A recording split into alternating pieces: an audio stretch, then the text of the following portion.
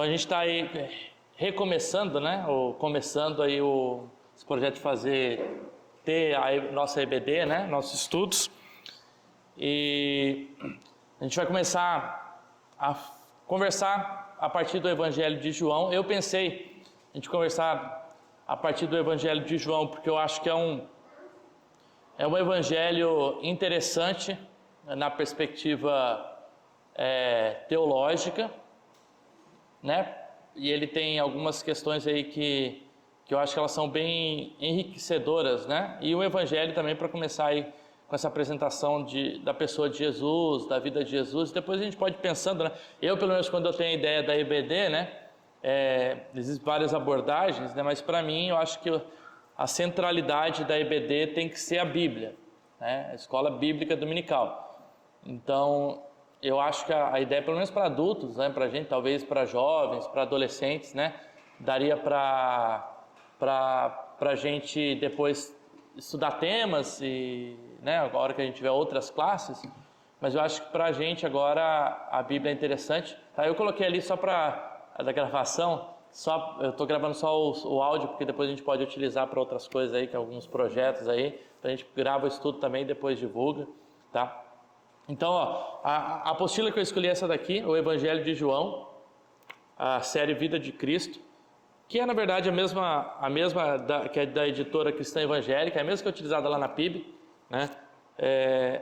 Eu acho ela bem interessante, ela não aprofunda tanto, mas eu acho que ela tem o suficiente ali para a gente começar uma discussão, uma conversa, né? E normalmente ela é dividida em 16 ou 17 unidades. Então daria aí para pelo menos uma revista a cada 4 meses aí, né? Para a gente fazer 4 meses. Eu acho que é um bom tempo para a gente se aprofundar, né? Realmente no livro da Bíblia.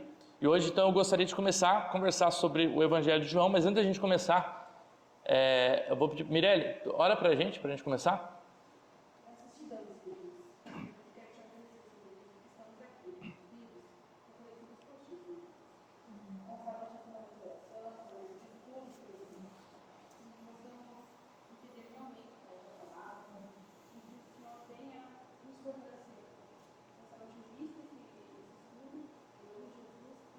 Amém.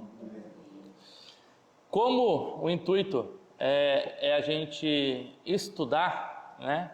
Então a gente vai ser menos uma pregação, né? À noite a gente tem já a ideia de uma pregação trazer o texto de forma aplicada para a nossa vida, né? A pregação ela faz isso, a gente lê o texto. E aí esse texto a gente explica para a comunidade e juntos com a comunidade a gente pensa como que a gente vive esse texto junto, né? No estudo bíblico, eu vou estar menos preocupado com a aplicação do texto, né? O que esse texto... É claro que a gente vai trazer juntos e pensar algumas aplicações, porque ao ler o texto já traz algumas aplicações, mas o meu interesse maior é a gente ter o conhecimento, é a primeira parte, né? Sabe aquela primeira parte lá que a gente explica o texto?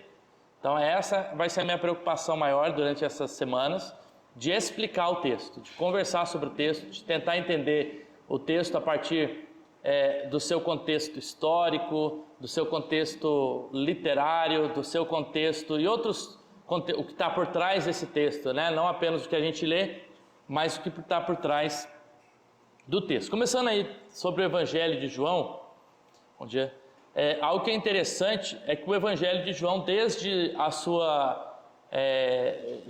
o seu começo, ele já foi considerado diferente dos outros evangelhos que a gente tem. E aí eu vou explicar diferente como, né?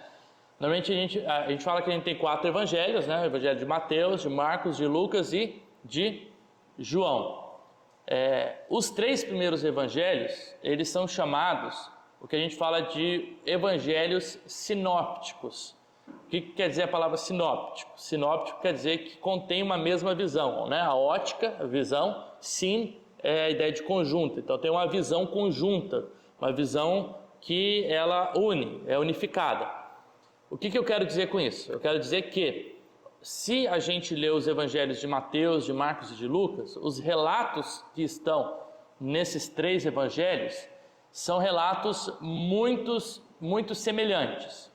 Então, vários dos milagres contados, vários dos discursos que a gente tem nesses evangelhos são relatos que vão se assemelhar de certa forma, até porque a gente entende que eles se utilizaram, né, entre eles para escrever o evangelho, né? Então, por exemplo, provavelmente Marcos seja o primeiro evangelho, e a partir de Marcos, Mateus escreve seu evangelho, né, tendo Marcos como fonte e uma outra fonte, e Lucas também escreve seu evangelho, né? Ele já diz lá em Lucas 1, né, pesquisando, fazendo uma pesquisa profunda, mas também se utilizando possivelmente de Marcos, que seja o primeiro evangelho.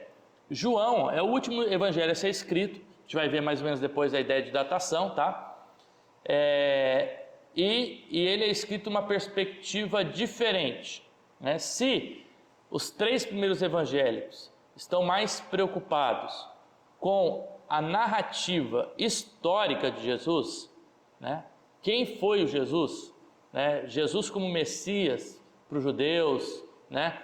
O evangelho de João, ele tem uma finalidade extremamente teológica de apresentar Jesus como o próprio Filho de Deus. Jesus é igual a Deus. Essa é uma teologia já mais avançada, que a gente não encontra, depois eu vou explicar o que eu quero dizer com avançado, mas que não se encontra no Evangelho de Mateus, Marcos e Lucas, ou se encontra menos, né? E os temas que são tratados no Evangelho de João, ele é bem diferente. Tanto que Clemente de Alexandria, já no 2º século, né, quem foi Clemente de Alexandria foi um padre, que a gente chama de pai da igreja, né? O pai da igreja são os teólogos e padres que viveram ali durante os primeiros 4 séculos. E Clemente de Alexandria, quando ele fala do Evangelho de João, já no 2º século, né, alguns anos depois, algumas décadas depois de ser escrito, ele fala que esse Evangelho foi escrito pelo apóstolo João e que é um Evangelho que ele chama de espiritual, diferente dos outros Evangelhos. Mas como assim, né? Ele é espiritual. Ele é espiritual porque ele vai enfocar principalmente na salvação do ser humano e no fato de Jesus ser o próprio Filho de Deus, né? Então ele tem essa diferença aí dos outros evangelhos, né? Se a gente fala sobre o propósito evangélico, por que o evangelho foi escrito? Hoje a nossa aula, tá, é o que está previsto aqui a gente tratar, a gente vai tratar as questões que a gente fala que são anteriores ao texto, né? O que são as questões anteriores, ou que a gente chama de prolegômena, né? Que é uma coisa anterior ao texto, né? As coisas anteriores ao texto é o que a gente precisa saber do texto antes de ler o texto. Quem é o autor, né? A gente, claro, pressupõe que é João, mas por que a gente pressupõe que é João? Então a gente vai estudar essas coisas. Quando que João escreveu? Na década de 50, 60, 70, 80, 90? Como que a gente sabe disso? Qual que era o propósito da escrita de João? Quais são os temas que João aborda? Qual que é a abordagem que João trabalha? Então todas essas questões são importantes. Por quê? Porque quando a gente lê um texto, a gente precisa entender que tipo de texto a gente está lendo. Por exemplo, você lê um jornal como lê uma poesia? Não tem como, né? Por quê? Porque a linguagem poética, ela é diferente da linguagem de um jornal, que é informativo. A gente não lê, a gente não vê, por exemplo, um estudo bíblico como a gente vê um evangelismo. A linguagem utilizada e o propósito da fala é completamente diferente. Então, quando a gente vai para um texto bíblico, a gente precisa entender que tipo de texto eu estou lendo. Por exemplo, eu estou lendo um Salmos. O que é um Salmos? Qual é o propósito de um Salmos? Eu estou lendo o Evangelho, mas eu estou lendo uma parábola, eu estou lendo uma narrativa, eu estou lendo um discurso, eu estou lendo... Essas questões são importantes por quê? Porque quando a gente vai ler o texto, a gente consegue compreender melhor aquele texto.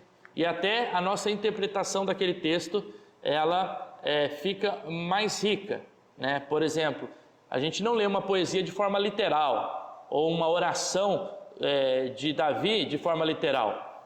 O que quer dizer que não lê de forma literal? Que eu não leio lá o Davi orando, pedindo para Deus esmagar a cabeça dos inimigos, e crio uma teologia dizendo o seguinte: irmãos, está aqui na Bíblia que a gente pode orar para Deus esmagar os nossos inimigos, então, se você tem um inimigo, não tem problema de você orar para Deus arrebentar ele. Está entendendo? Mas tem muita gente que lê o texto dessa forma, ele simplesmente lê, o texto está ali, mas ele não entende o que tipo de texto que ele está lendo e faz teologia a partir disso. Ele não olha a partir, o que Jesus disse sobre isso, 70 vezes 7, né? O que Jesus disse sobre dar outra face, o que Jesus disse sobre amar os inimigos e orar pelos inimigos. Então eu interpreto esses textos a partir de um olhar de Cristo, né? Então, a gente entender essas questões anterior ao próprio texto, ela é importante porque a gente vai compreender o texto de uma forma mais rica, tá? Então, a primeira questão que a gente vai tratar já, que para a gente é lógico, mas é importante a gente entender o que está por trás dessa lógica, né? Porque 1 Pedro diz que a gente tem que estar pronto a fazer a defesa da nossa fé, né? Então chega alguém e fala assim, tá, mas João nem foi escrito por João, né? Quem escreveu João vivia lá no 2º século, provavelmente nem era discípulo de Jesus, e ele compilou lá algumas coisas que estavam escrito e escreveu para a igreja depois aceitou como se fosse de João, né? E aí alguém veio com um argumento desse, e daí? Se a gente não entende o porquê que a gente compreende que foi João mesmo que escreveu, a gente vai ter que ou tentar vencer a pessoa no grito, não, meu pastor disse que foi João, ou eu sempre aprendi na escola bíblica que foi João, mas eu não tenho subsídios, base para mostrar para aquela pessoa o porquê que eu sei do que eu estou falando, né? Ou seja, a nossa fé ela é solidificada com bases sólidas, né? Então, a primeira questão que a gente precisa tratar é a questão da autoria de João. Vamos dizer que isso é algo bem consolidado, tá? Até o século XVIII, ninguém nunca levantou um questionamento sobre a autoria do livro de João, do Evangelho de João. Então, a gente tem fontes ou recursos muito ricos que atestam ou que ligam a autoria de João, do Evangelho de João, a João, né? Mas, vamos primeiro pensar o seguinte. Quando a gente abre a Bíblia, abre aí no primeiro capítulo de João, né? Antes do primeiro capítulo, o que está escrito aí na Bíblia de vocês? Provavelmente em letras garrafais aí.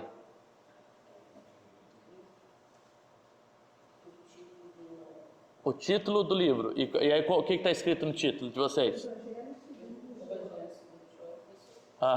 O Evangelho segundo... Tá? Evangelho segundo João. Tem algum que fala o Evangelho de Jesus segundo João, ou Evangelho de São João. Pode ser assim. Esse título pode mudar às vezes, né? O que quer dizer? Esse título, quando João escreveu, estava lá? O que vocês acham? Acho que ele escreveu, aprendi, sinceramente, vou ser bem sincero. Não? O primeiro João lá no início e o João lá no fim. É que um é evangelho e outras são cartas, né? Pois é. Eu nunca sei distinguir. O João, ele é o evangelho, aí o primeiro, segundo, terceiro João, eles são cartas, né? Que foram escritas depois para as igrejas. Propósito diferente, né? O evangelho é de apresentar Jesus, as cartas, ela tem um propósito mais doutrinário, né? Ele não está muito preocupado na vida de Jesus em só. O Evangelho de João ele quer tratar a vida de Jesus, a gente vai ver isso. Mas esse título não está no original. É isso que eu quero dizer para vocês, tá? Não. Isso é acréscimo posterior. O capítulo aí, o número 1, não está no original. O versículo 1, 2, 3 não está no original. Como que é o texto original que é escrito? O texto provavelmente escrito no original é o texto no grego.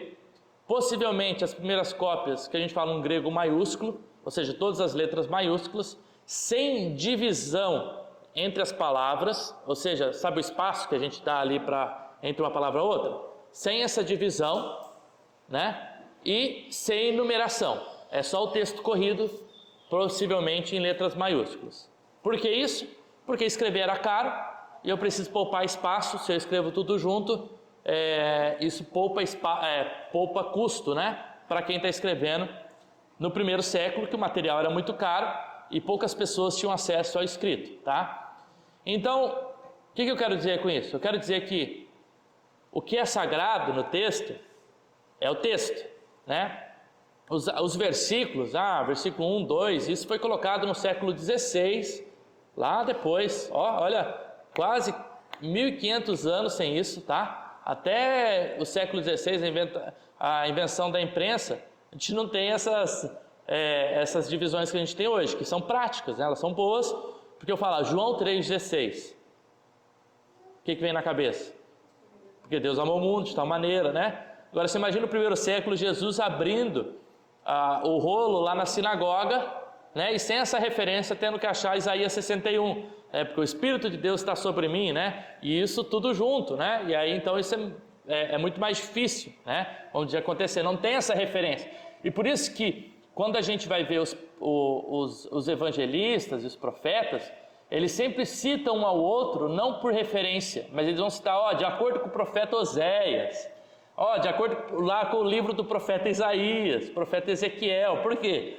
Porque não tem como ele citar exatamente onde está, já que não existem essas divisões, mas ele cita, é lá de acordo com o profeta Oséias, de acordo com o profeta Isaías, de acordo com o profeta Joel, e assim por diante. O que quero dizer com isso? O livro de João, logo que ele foi escrito, ele não tem lá o que ele fala, Evangelium Cata Johannes, né, que é o que está lá nos manuscritos do segundo século, né, que é a ideia de Evangelho segundo João. Não tem isso.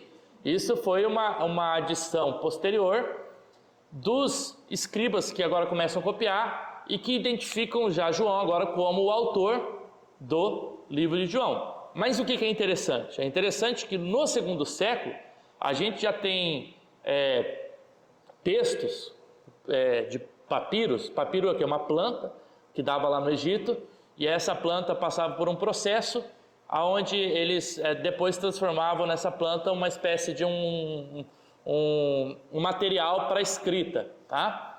E aí os primeiros escritos lá no primeiro século são escritos em papiros, que é dessa planta.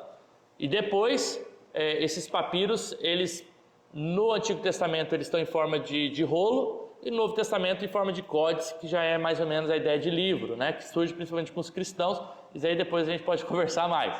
Mas por que eu quero dizer isso? Que se você tem já no segundo século, menos de 80, 100 anos depois que João escreveu, lá, Evangelho segundo João, nesses manuscritos antigos, né? Então, muito cedo na igreja já se atribuiu a João o Evangelho. Então aí tem um argumento já a favor, que é João possivelmente o escritor do Evangelho, né? De João. O Evangelho em si ele é anônimo. O que é uma coisa anônima? Ele não tem uma autorreferência. Paulo, quando ele escreve as suas cartas, ele diz: eu, Paulo, apóstolo do Senhor Jesus Cristo, servo de Jesus, né? Saúdo a igreja de tal lugar, graça e paz. E aí começa, depois dessa introdução toda, ele começa a carta dele. Paulo, ele faz questão de colocar, eu que estou escrevendo essa carta, né? E mesmo quando não é ele que está escrevendo, mas é alguém que está copiando para ele, né? Possivelmente Paulo tem um problema de visão, a gente entende, né? Isso é a possibilidade que aconteceu em decorrente da conversão dele. Lembra lá que ele tem um encontro com Jesus e aí ele fica cego durante um tempo, né? Os teólogos vão dizer que o espinho na carne que Paulo ora para Deus várias vezes tirar, possivelmente é esse problema na visão que ficou em decorrência desse encontro que ele teve lá em Atos 9. Tanto que uma das suas cartas ele escreve assim, eu escrevo em letras garrafais, sabe? Como alguém que tem problema de visão e ele precisa escrever grande para ele mesmo enxergar aquilo que ele está escrevendo. Então, boa parte das cartas de Paulo, elas são ditadas, né? E aí a gente tem Tércio, Timóteo, que são os escritores que vão escrever as cartas de Paulo, tá? Eu sei que é muito conteúdo, mas conforme eu vou lembrando aqui, a gente vai conversando. Mas isso é interessante para a gente entender, né, o processo daquilo que a gente tem hoje, né, do produto que é a Bíblia, né? Mas como que chegou até nós, por que a gente está lendo? Então, assim, primeira questão é que lá no segundo século a gente já tem várias pessoas que estão falando, ó, esse evangelho é do João, tá bom? Então esse é um argumento muito forte de que o evangelho é de João, tá? Algumas pessoas vão querer contrariar e dizer que o evangelho não é de João, por conta de, acho que no segundo ou terceiro século, teve uma citação de um desses pais da igreja que referenciou o evangelho de João ao João ancião, que possivelmente foi um discípulo de Jesus lá do segundo século, e que esse pai da igreja referenciou como se ele tivesse escrito João, e por conta de que a teologia de João ela é uma teologia bem avançada. O que eu quero dizer com isso, né? Se você olha Mateus, Marcos e Lucas, você tem sim alguns indícios de Jesus como o próprio Deus, tá? Uma fala deles, mas o enfoque desses evangelistas é em Jesus como Messias, como Filho do Homem. Esses são títulos mais comuns que a gente vai ver nesses três evangelhos. Em João não, Jesus é o Filho de Deus, Jesus é o próprio Deus. E possivelmente a gente entende que essa teologia ela demorou algumas décadas para poder se consolidar na igreja, né? Porque a igreja ainda está pensando em tudo que aconteceu, né? Olha aqui, Jesus morre lá no ano 32, 33, né?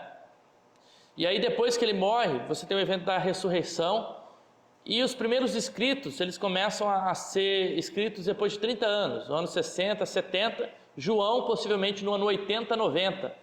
Ou seja, João está relatando algo que ele vivenciou, mas depois de 50 anos, né? Então a gente entende que existe um processo, claro, de inspiração do próprio Espírito Santo, que faz com que João lembre desses eventos, né? Que João também se baseia possivelmente em Marcos também, embora a influência de Marcos seja muito menor, porque diferente dos outros evangelhos, João ele não cita literalmente o que Marcos diz, mas a gente vê alguns dos mesmos temas sendo trabalhados, tanto no evangelho de João, quanto no evangelho de Marcos. Mas a atribuição do evangelho a esse João ancião é muito fraca, porque a única coisa que a gente tem é uma pessoa lá dos primeiros séculos atribuindo a ele.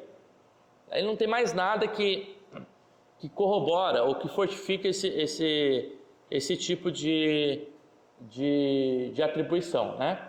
Outros vão falar que Lázaro pode ser o discípulo amado, porque a única referência que a gente tem em João é que quem escreveu era o considerado o discípulo amado de Jesus, né? E aí a gente tem a referência lá em João 11, que Lázaro ele era um amigo de Jesus, muito amado por Jesus. Mas é muito difícil você fazer uma inferência que ele escreveu só com base numa passagem assim. Sendo que a gente vai ver que o argumento de João, ele é muito mais forte. Aí eu já vou começar agora a querer mostrar quais são os argumentos que a gente tem para falar que João é escritor, né? O primeiro é que... Pode falar. Miramos, com certeza, em Mateus, Marcos e Lucas, deve ter uma referência a João, digamos assim, alguma do que está escrito aqui no Evangelho, deveria ter uma referência lá também. É a mais difícil. Por quê? Porque se eu penso que Marcos foi escrito em 70 e João é escrito em 90, não tem como Marcos dar referência de João, porque João ainda nem escreveu o evangelho dele. Então a gente não vai ter referência dos sinóticos a João, porque o João é o último a ser escrito. Então ele sim vai referenciar os outros. De dizer que ele era discípulo amado? De dizer que ele é... Não, isso sim. Isso é um argumento que a gente tem. Por exemplo, Vamos para os argumentos aqui. O primeiro argumento é que quem escreveu o Evangelho de João, a gente tem lá no capítulo 21 de João, era alguém que era chamado discípulo amado de Jesus, tá? Esse é o primeiro argumento.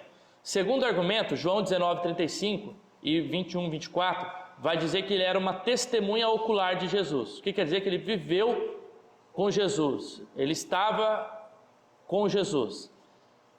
E a gente vai ver que esse discípulo amado, ele aparece várias vezes com Jesus, e ele aparece ao lado de Pedro, bem próximo a Pedro. Então, se ele aparece ao lado de Pedro, não pode ser Pedro. É a lógica, né?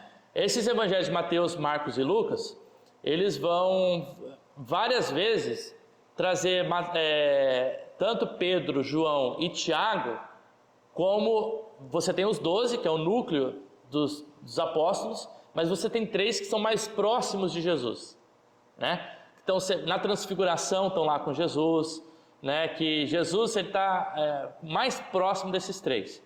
E a gente tem Tiago, João e Pedro.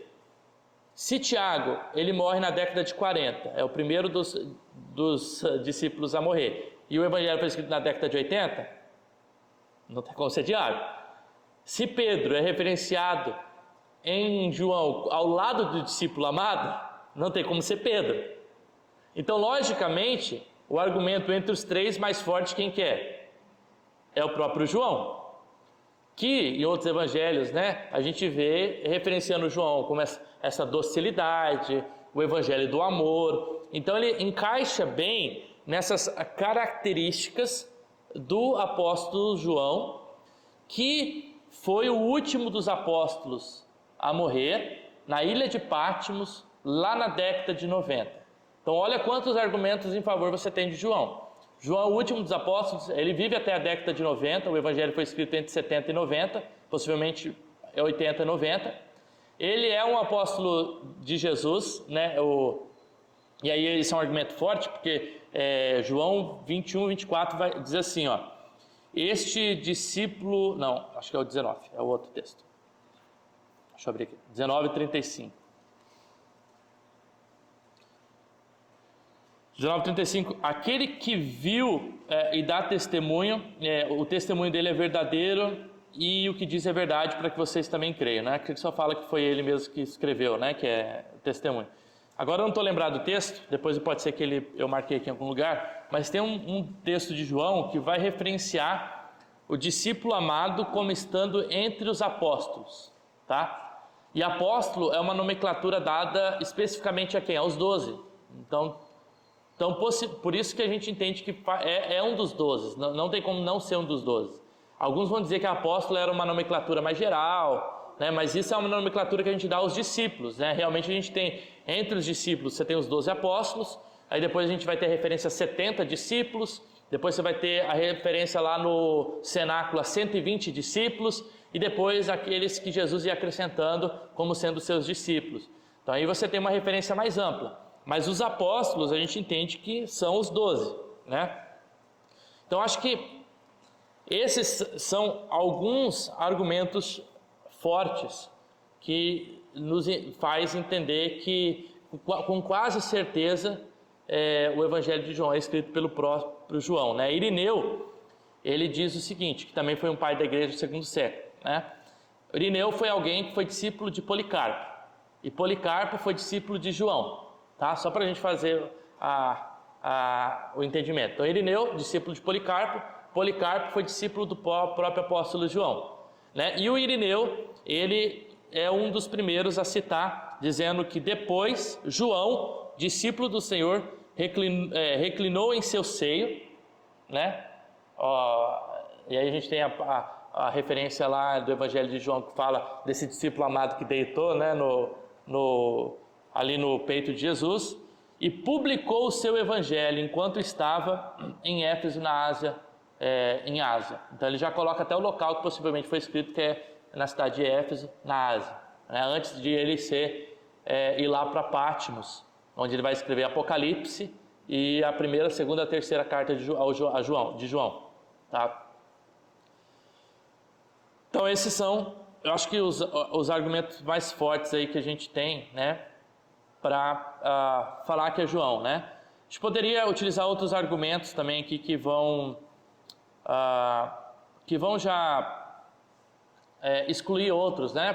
Por exemplo, João é um dos únicos apóstolos que não é citado pelo nome no Evangelho de João. Então Pedro é citado pelo nome, Natanael é citado, Tomé é citado, né? Então essas pessoas possivelmente não são o escritor, porque ele se referencia como discípulo amado, mas ele não coloca o nome dele. Então, se ele cita o nome desses apóstolos, é porque não são eles que escreveram, tá? E aí, o que a gente entende? Por que ele não colocou ele como João? Porque ele já referencia um João. Ele já começa, inclusive, o Evangelho de João, a gente vai ver semana que vem, referenciando João Batista, né? E aí, para não fazer confusão, os teólogos entendem que ele só cita João Batista, para poder o nome João ficar específico para João Batista, né? Algo que é diferente no Evangelho de Mateus, de Marcos e Lucas, que citam os dois Joãos. O João, filho de Zebedeu, que é o João discípulo, o apóstolo, e o João Batista, né? Mas ele não faz essa diferenciação e essa confusão. Quanto à autoria, estamos na mesma página? Hã? Tá tonta? Por isso que eu falei que a partir de semana que vem vamos colocar umas mesinhas aqui, canetinha, quem puder anotar, fazer anotação, que eu sei que é bastante informação, mas a gente vai... eu tô tentando não ficar muito nas notas aqui, falar mais de cabeça. Hã? Sim. A gente está na autoria já, tá? Vamos lá. Local de escrita, a gente não vai muito conversar sobre isso. Praticamente a única referência que a gente tem é o de Irineu, que a gente falou agora, que falou que ele escreveu em Éfeso, na Ásia, tá? Existem algumas outras pessoas que vão atribuir a outros lugares, mas são argumentos fracos. Por exemplo, tem gente que vai falar que foi escrito na Alexandria. E aí por quê? Que é no Egito.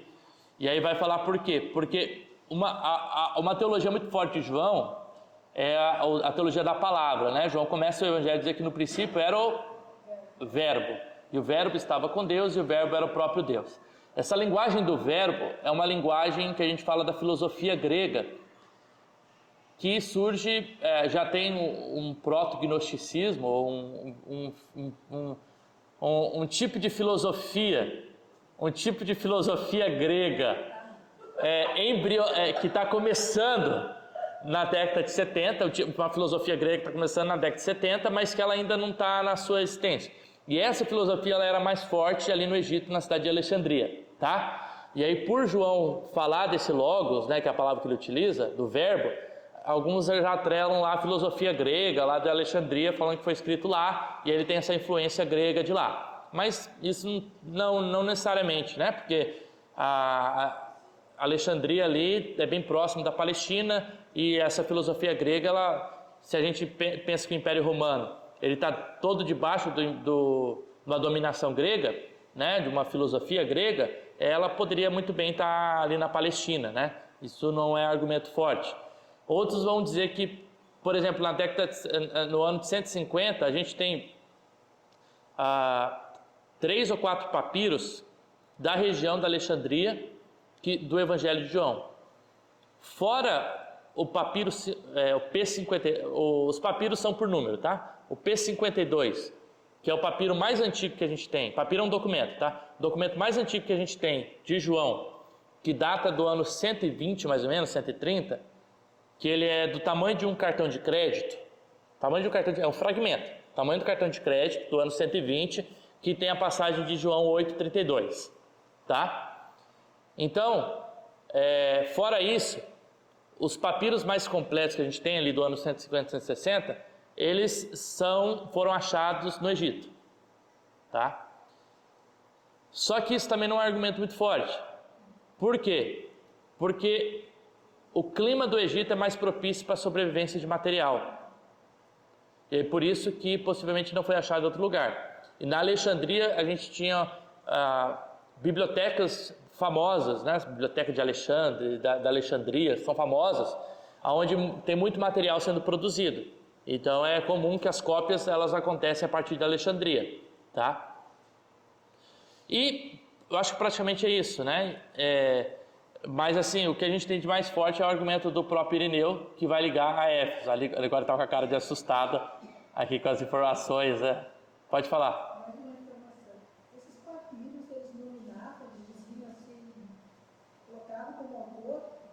Sim, já coloca João como autor. Só que a gente não tem nada... Algumas desconstruções aí, talvez, para vocês, tá? A gente não tem nada de original, do original, tá? O que quero dizer do original? Eu não tenho nada que saiu da mão do João, eu não tenho nada que saiu da mão do Mateus, eu não tenho nada que saiu da mão do Marcos, eu não tenho nada que saiu da mão do Paulo. O que a gente tem são cópias dos primeiros séculos, tá? Que são próximas ao evento. Se a gente pensa 150 para 80, são 70 anos, é bem próximo do evento. Se a gente comparar em 2.000 anos de história, né, do que está sendo escrito, e dentro de tudo que foi produzido, é o que a gente tem por exemplo, se eu pego o trabalho, isso aqui é só dando a suposição, pego o trabalho lá de Platão, de Aristóteles e tal, você tem uma ou duas cópias e toda a tradução acontece a partir dessas cópias. São poucas cópias, não é uma ou duas, mas são poucas. Agora tu pega o Novo Testamento, tu tem um número de cópias e uma produção muito grande e que são muito parecidas, o que dá uma credibilidade, uma fidelidade muito grande ao texto, entendeu? Tem muita cópia sendo produzida. A gente tem mais de 5.500 testemunhas entre os primeiros 15 séculos. É muita coisa sendo produzida. E quando eu falo disso, não é eu pegar um livro e mandar imprimir 1.500 cópias. São 1.500 cópias, são 5.500 cópias achadas, né? Porque é o que a gente achou, fora o que se perdeu, tá? E que foram copiadas à mão. Então uma cópia era feita à mão, palavra por palavra, tá bom? Então assim, é um trabalho minucioso de copiar realmente. A estimativa é que o que a gente tem é cerca de 10 a 15%. Então, porque a maioria do material que se perdeu são os 4 primeiros séculos, quando a igreja está sendo perseguida, né? E aí, então, muitos desses materiais que foram achados são materiais que foram escondidos pela igreja.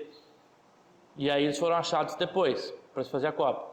E aí, quando que a gente começa a ter uma produção maior em massa? Constantino se converte, né? Imperador de Roma, e aí ele abre, vamos dizer, os centros de cópias dos manuscritos. E aí começa a ter produção em massa, né? Você tem lá 50 pessoas copiando ao mesmo tempo nos chamados scriptoriums, que são os locais de cópia que são criados, tá?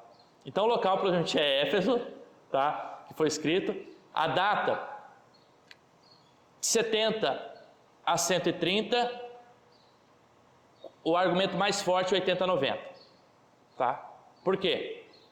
70 a destruição do templo, a gente vai ver, e aí eu não vou entrar nos pormenores, mas a gente vai ver várias questões, tem várias questões do texto de João que de certa forma referenciam a a destruição do templo no ano 70, tá? Quando Jesus fala que o templo vai ser destruído, então possivelmente é uma leitura de um templo que já está destruído. Quando você tem o texto de João falando que os cristãos eram expulsos da sinagoga, cristão nenhum foi expulso da sinagoga até a década de 70. Na década de 70 que saiu um edito que os cristãos deveriam ser expulsos das sinagogas. Então o texto, o mínimo ali que a gente tem é a data de 70.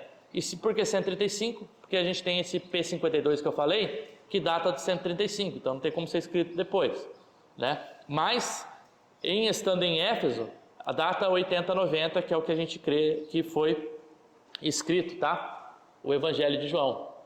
E vários da sua linguagem que ele utiliza é uma linguagem de referência do primeiro século. Por exemplo, e aqui eu vou citar só esse exemplo, tá?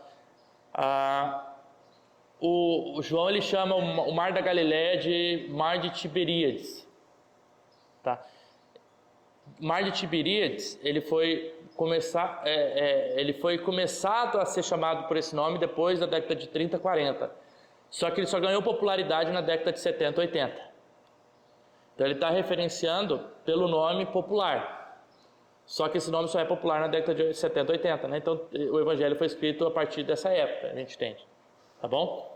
São só alguns argumentos para a gente entender mais ou menos a datação do Evangelho. Então a gente já passou a autoria, já passou a data, já passou o local do Evangelho.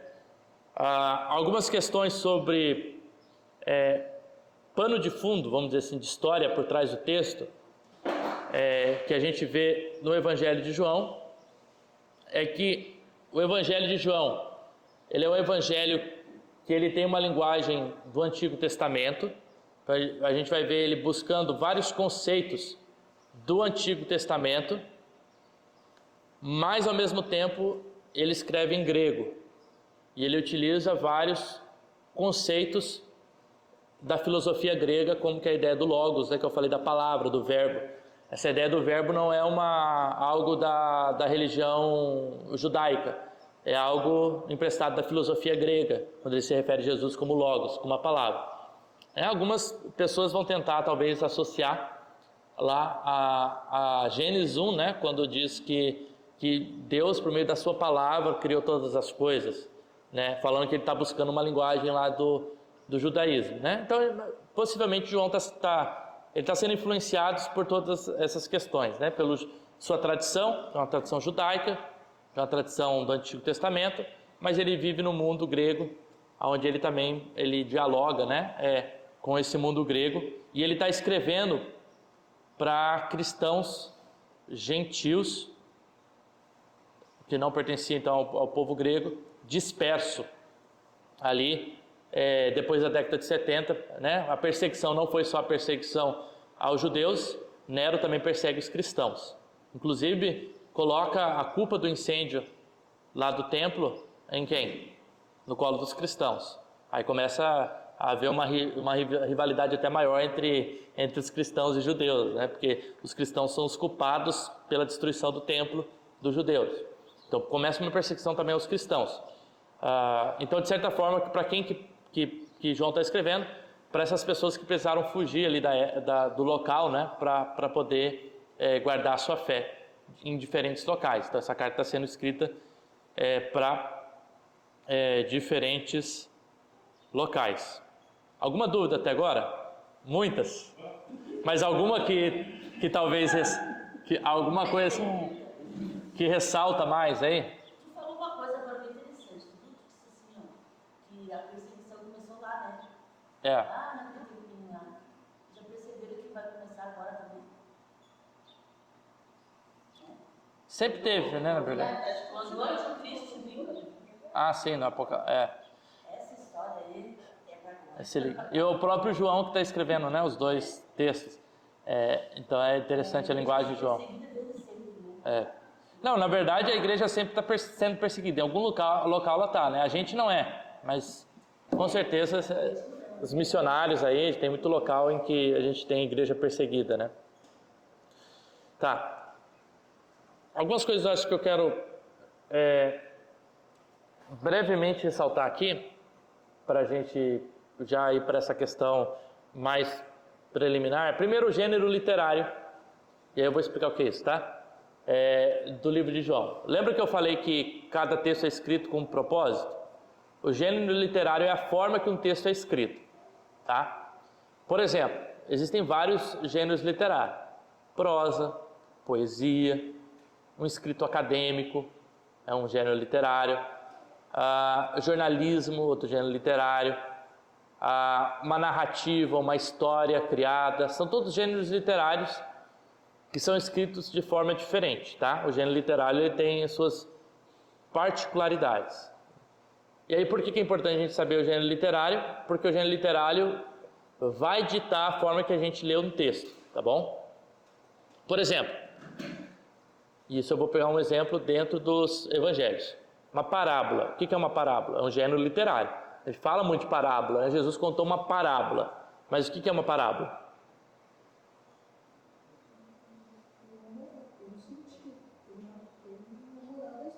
Sim, então uma das características da parábola é que ela tem um sentido por trás dela, perfeito? Então sempre que eu ler uma parábola, eu vou procurar o sentido dela. Normalmente as parábolas de Jesus, que ele conta, aponta para o reino de Deus. Então o sentido que Jesus quer trazer nas suas parábolas é o sentido que aponta para uma realidade que não é a realidade aqui, mas é a realidade do reino que Jesus veio estabelecer, que é o reino de Deus. Por exemplo, quando ele fala, o grão de mostarda é o menor das sementes, quando cresce é uma árvore frondosa, é grande, né? Uma árvore grande, da menor semente nasce a maior árvore. Ou seja, pequenas ações no reino de Deus produzem grandes efeitos. É um sentido que a gente tem por trás desse texto, entende? Então, a parábola, ela é uma história, não necessariamente uma história real. O que eu quero dizer com isso? Não é uma história que necessariamente aconteceu. Ela pode ser uma história criada a partir de elementos da realidade. Então Jesus conta a parábola, sei lá, do filho pródigo. Não necessariamente aquela história é uma história real, mas ele ilustra uma realidade do reino a partir de uma história que ele tem vários elementos. E todos esses elementos dessa história, elas produzem um sentido que vão apontar para o reino de Deus. Tá vendo? Quando a gente entende isso de uma parábola, eu vou ler a parábola de forma diferente, porque eu já vou para a parábola entendendo olha as perguntas que daí eu faço. Qual a realidade do reino de Deus Jesus quer apontar nessa parábola? Quais são os elementos dessa realidade que juntos constroem um sentido? Qual o sentido que é construído nessa parábola? Não é simplesmente eu ler a parábola e começar com uma interpretação espiritual, às vezes, que a gente começa a atribuir sem entender muito, né? Isso é aquilo, isso é aquilo, isso é aquilo, mas de onde está tirando isso? Eu preciso ter um modo que eu leio o texto, entende? Então, voltando para o Evangelho de João, no sentido literário maior, ele é um evangelho. Esse é o gênero maior. Evangelho é uma boa nova, né? É isso que a gente fala, é uma boa notícia. E essa boa notícia é a respeito de quem? De Jesus, né? De Jesus Cristo. Então o Evangelho aponta para Jesus Cristo, tá? Isso é a realidade que a gente tem. Nesse sentido, o Evangelho ele acaba sendo, de certa forma, uma biografia, mas ele distingue de uma biografia. Eu vou falar o porquê, ele difere, ele é diferente de uma biografia, mas uma biografia da pessoa de Jesus, tá? E dentro dessa biografia da pessoa de Jesus, da história sobre Jesus, existe um propósito por trás disso, tá? De um gênero literário. E o propósito de João a gente acha em João, salvo engano, capítulo 20, 31. Lê alguém para a gente, João 20, 31.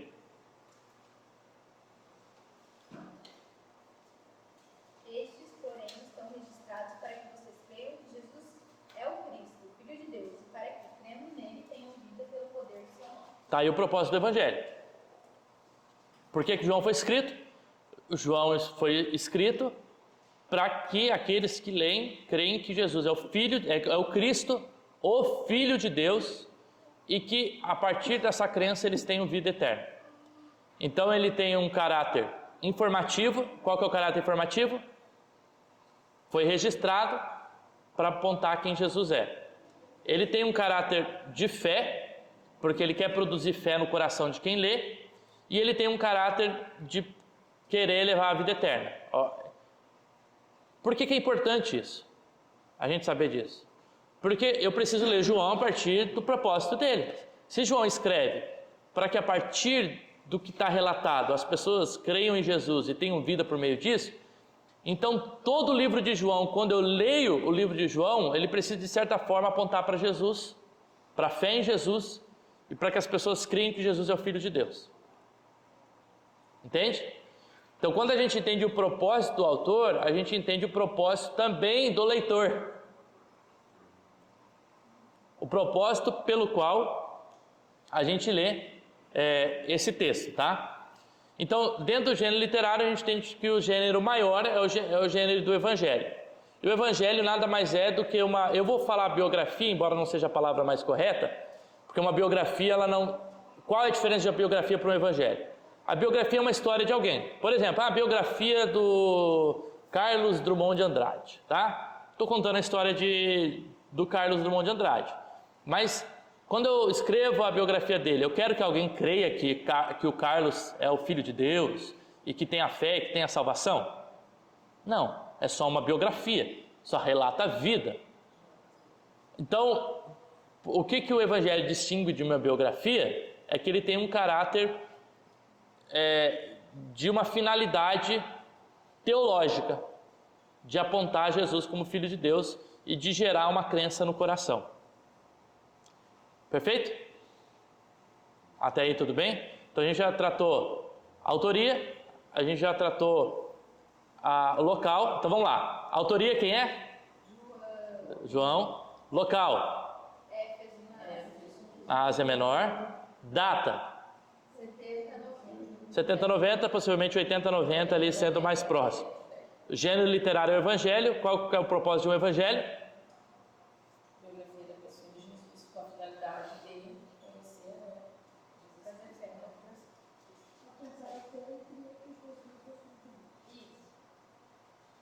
Quem que é a audiência? Quem que é a audiência? A gente falou um pouquinho. Os perseguidos estavam dispersos. Então, os judeus cristãos e os gentios cristãos.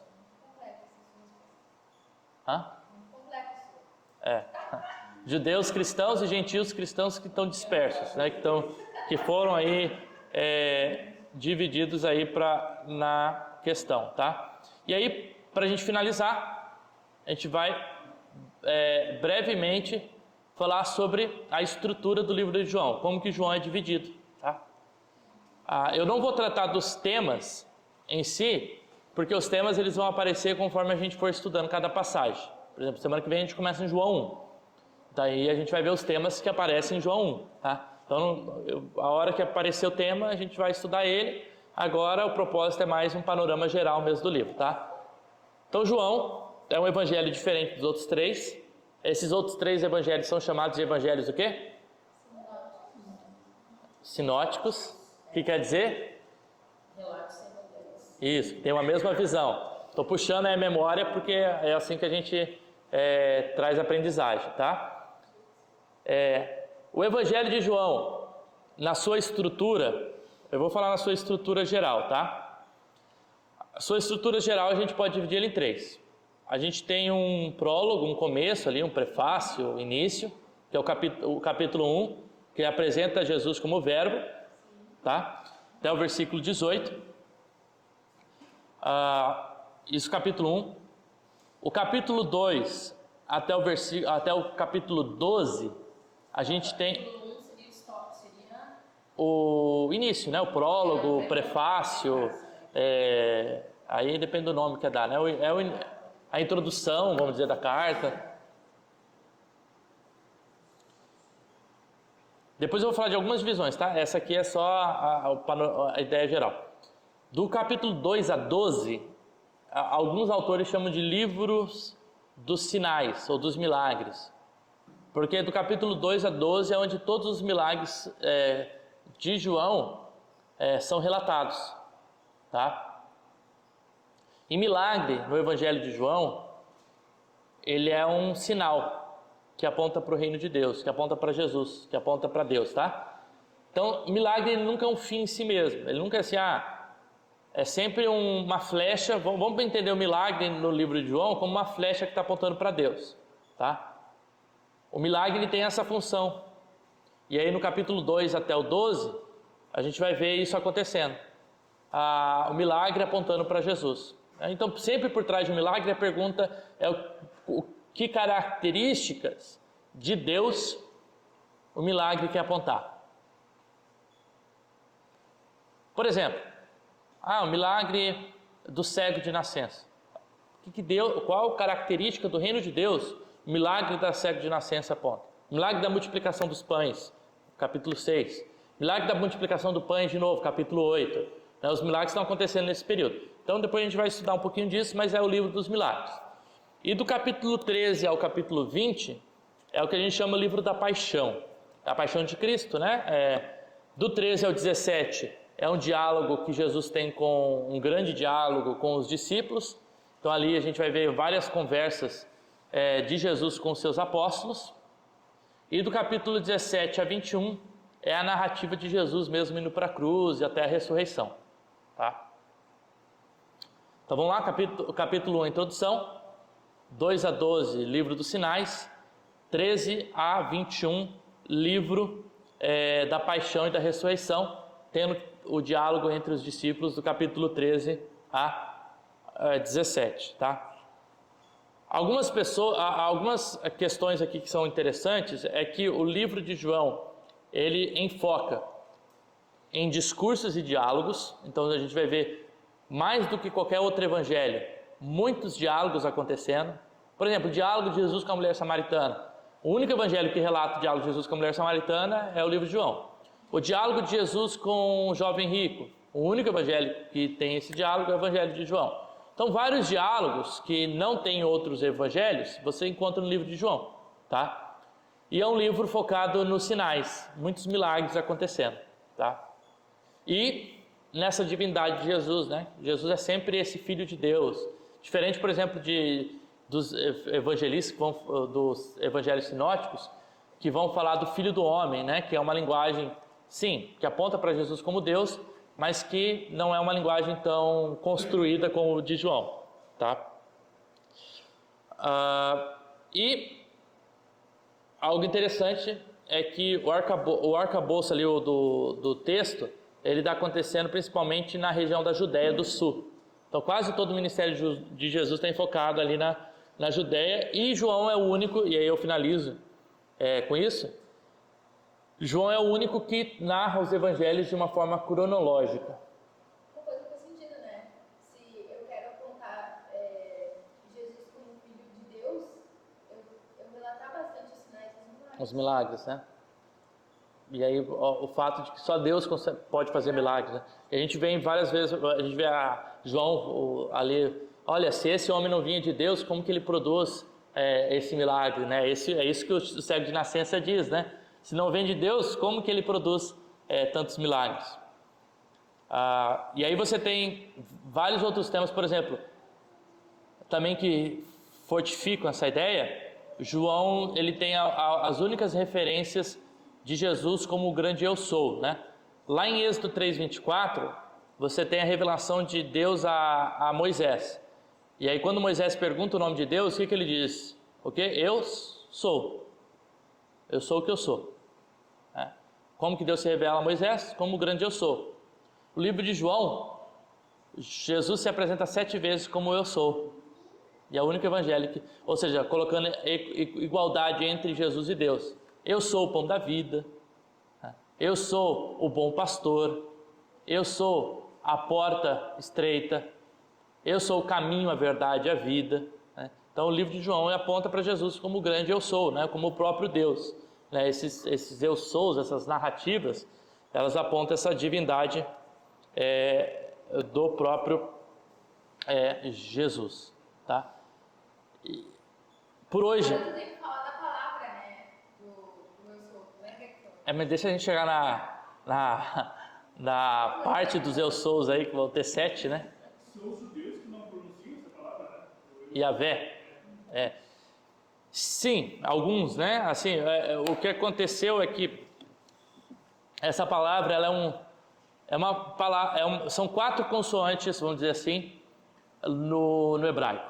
Y, H, W, H. Tá? São essas 4 consoantes. Isso pra gente só finalizar a aula, tá? Essas 4 consoantes, como que você tenta pronunciar? Y, H, W, H. Tá, mas como se fosse uma palavra só. Não, YH, WH, não tem vogal.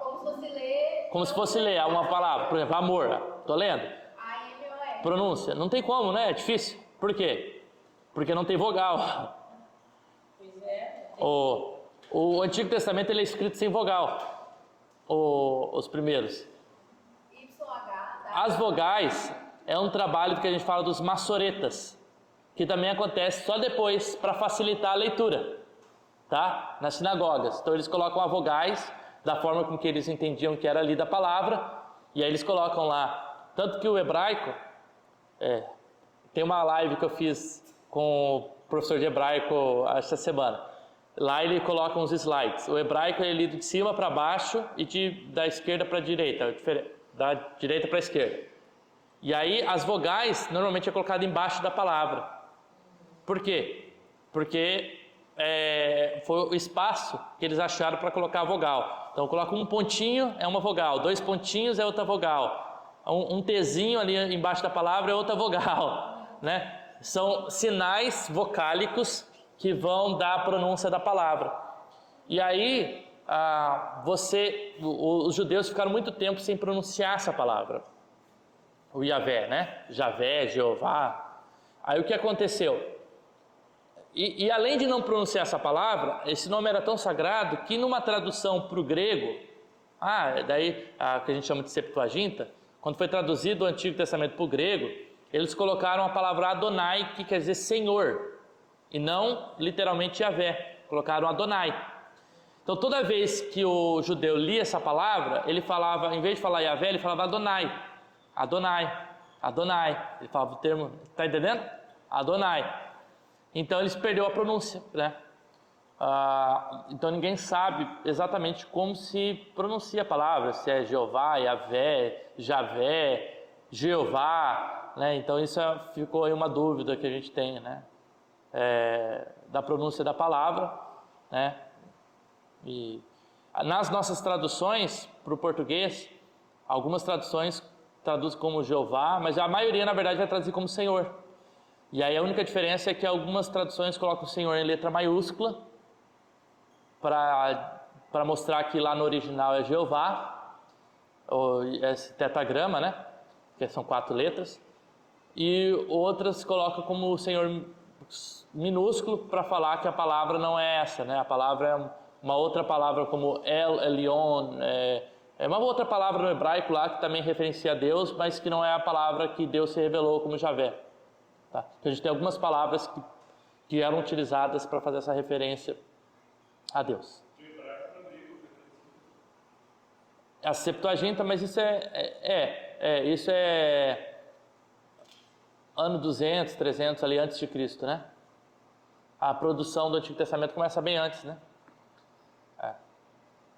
Mas ela só é finalizada mais ou menos na época de Jesus, que a gente fala no concílio de Jâmnia, na época 80 depois de Cristo, mais ou menos, que é quando a gente tem o Antigo Testamento como a gente tem hoje, tá? Tanto que no Novo Testamento a gente tem várias referências à lei e os profetas, né? A lei é o Pentateuco e os profetas são os livros proféticos, né? Com alguns livros históricos. A gente não tem referência ainda a Salmos. Tem uma outra referência, porque os Salmos ainda não entrou no cânone judaico, né? Ele não é considerado ainda um livro canônico, sagrado, vamos dizer assim, tá? Pelos judeus naquela época. Ou está em processo ainda, né? Não está algo fixo ainda. Muito conteúdo.